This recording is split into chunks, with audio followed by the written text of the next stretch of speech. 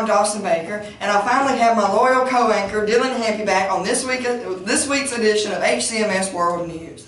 Our first story this afternoon is Amber Vinson, the second healthcare worker to contract Ebola from Thomas Duncan in the U.S., is now free of her virus. Her family said in a statement, the staff at Emory University and the CDC were able to announce that they could no longer detect Ebola symptoms in her body.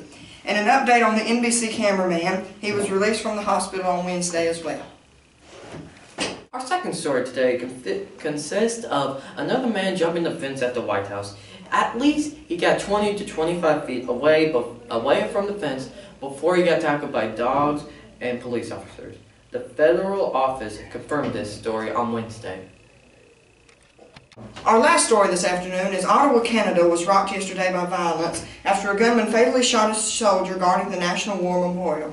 The gunman then opened fire in the Parliament building, unleashing terror in the Canadian capital, before he was shot and killed by a sergeant-at-arms. The gunman, identified as 32-year-old Michael Joseph Hall, was a convert to Islam and had been using the name Michael Zehaf Bebu. Sources say he killed at least 2 Parliament members and injured 3 others. And the U.S. is now on high alert after the Canada attack, and previously this man had killed 1 soldier and injured another one in a hit-and-run case in Quebec. And many threats are being sent straight from ISIS to Canada, and the Prime Minister of Canada has said, quote, "We will not be intimidated, we will never be intimidated."